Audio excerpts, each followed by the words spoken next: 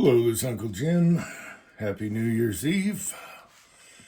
Yesterday, I almost made up some possible squibs. So, let me explain that and something that surprised me.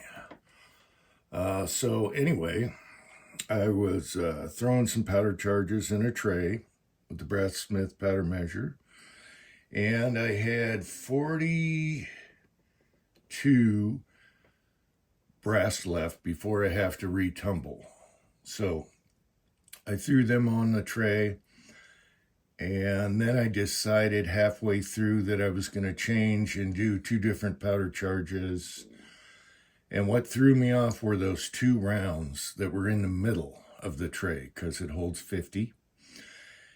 And some reason I got distracted, did something in the garage, come back, and I had the tray backwards. And so I started seating bullets. And then why I like doing it in a tray is I looked down the tray and I went, wait a minute. I have 20 rounds charged with powder and none of them have a bullet on them. So usually I'm very careful about that. I'll either leave the shells off or put the bullets on top when I change the powder charge. And it was the two that threw me off. Were they this way or that way? Anyway, so I was loading some Betty Blues, and they're pretty soft lead, subsonic, 237 grain bullet. And I thought, okay, I either loaded two, or I did 3 rows. And so are 2 going to be a squib or 10? Unfortunately, it was 10 that were not charged with powder. So I had to pull 10 bullets.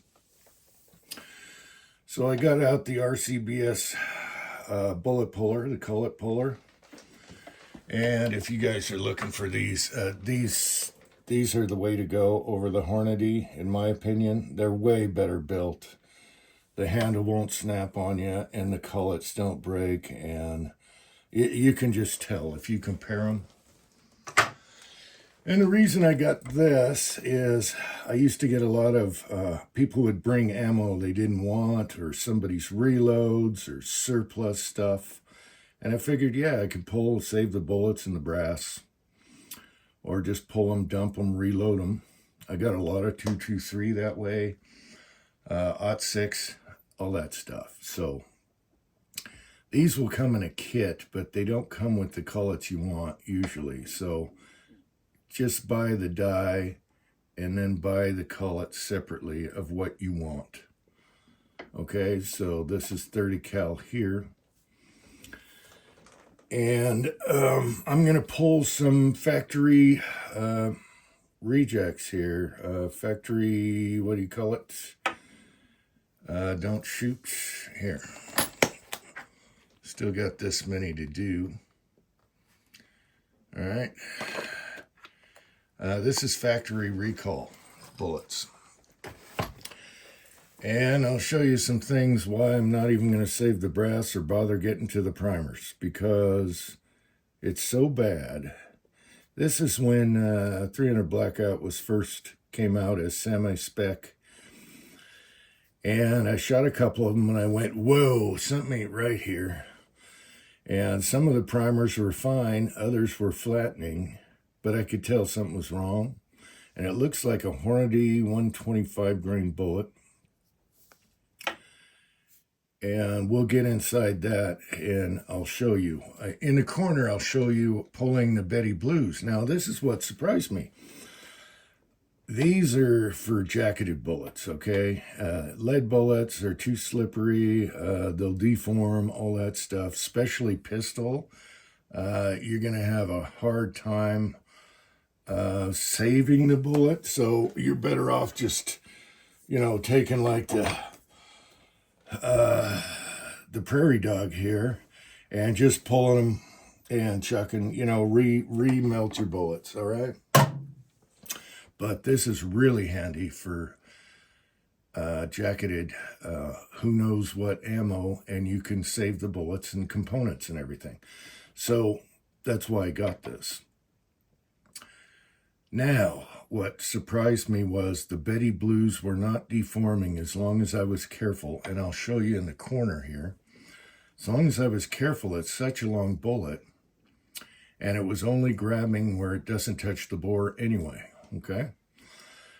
And I was really surprised how well that works. So I can actually reload those bullets just for sighting in case I squeezed them a little or whatever, but they look really good. So that's what surprised me. So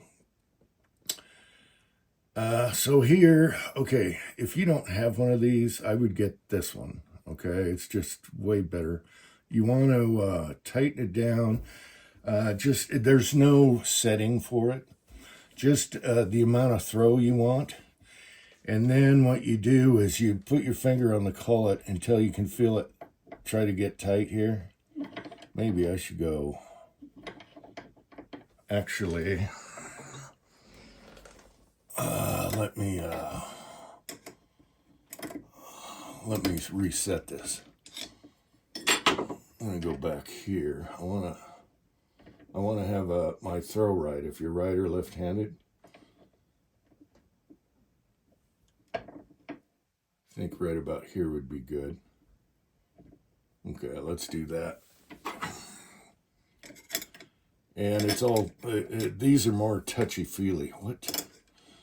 RCBS and their bigger lock rings. Okay. You want to make sure that's tight, okay? Really tight. And I've used this a lot for surplus. Now let's see. We'll see. Okay.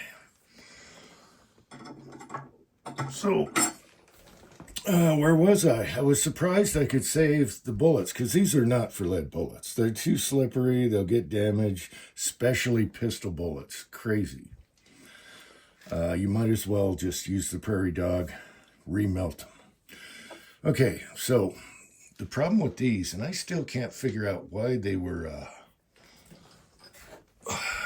unsafe. They weren't officially recalled, but I went online after firing a few, and all kinds of people were having problems in ARs. And the primers were popping out and all kinds of issues. So I figured, hey, I'm not going to even bother. I'm just going to save the bullet. I thought I could save the brass and the primer. No, and this is why.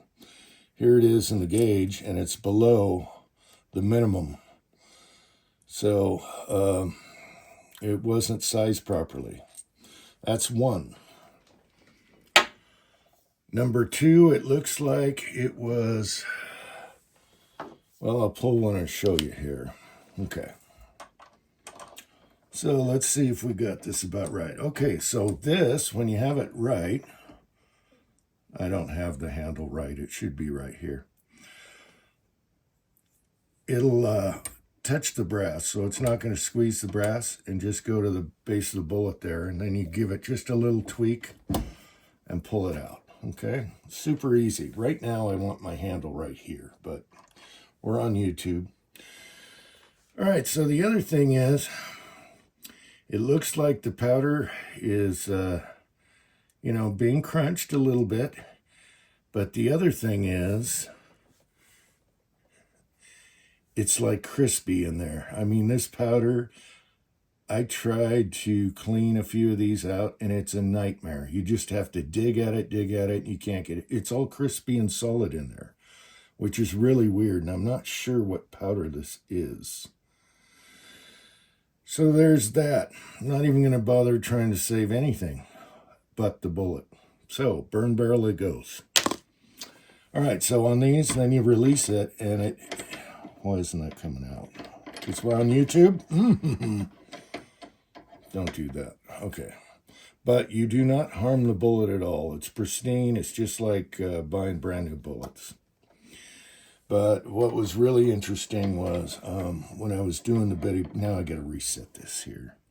See, I'm all spun out. You just make sure it's not squeezing the brass. Okay. That's where I want it. Right there. Okay. Same deal though. There's hardly any. Okay, it's all smashed in there. So I'm not 100% sure why, and you'll see it stuck to the base of the bullets.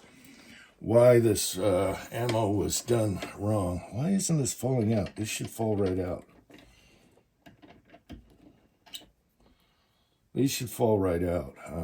I just threw this on. It was working good.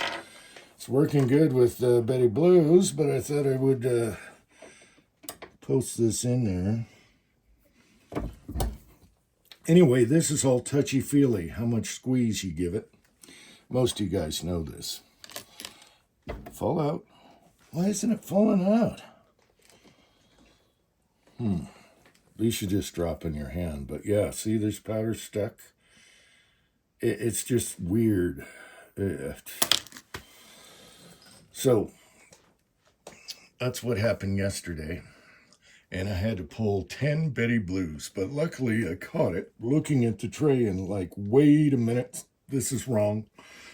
And I've only had one squib ever since I've been reloading for many years. I had one squib, and it was a 9mm done on the Dillon, but it wasn't the Dillon's fault because it had powder. And what happened was I'm shooting a pistol, and the slide didn't go forward, and it sounded funny, so I stopped. And of course, I couldn't do anything because the next round was jamming the bullet right past the chamber there, luckily. And inside the chamber was powder. And it was really like sticky. Something was wrong. So I don't know if it was a primer that halfway went off or the case was wet, which shouldn't have been happening. When I loaded it, I still can't figure out that one squib I had in my lifetime with my ammo. I've had squibs with factory ammo. So that happens. But with my ammo, I've only had one squib, and it had powder. And I still can't figure that one out. It's like a primer that barely sparked off but didn't light the powder, or something, the powder was moist. No idea, because the rest of all those rounds fired perfectly. So it wasn't like a batch or something. Anyway, these are super handy.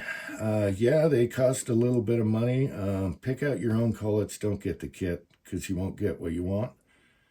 Get a 30 cal, 223, 35, anything that you think you're going to pull. People give away ammo all the time because they don't trust it, whatever. You can save bullets and not hurt them. So the pistol bullets are a little tougher. Lead you can forget about, unless it's a Betty Blue, and you saw that in the corner. That actually worked. But usually it's for copper. Anyway, have a good New Year's, and set this up where it's just about here. And when you pull, you're only turning that much. The Hornady has a lever on top, which is cast, and I've seen those break. And their cullets aren't as made as well. You compare this to a Hornady cullet, you'll know immediately which ones you're giving to your grandchildren. All right, until next time, Happy New Year.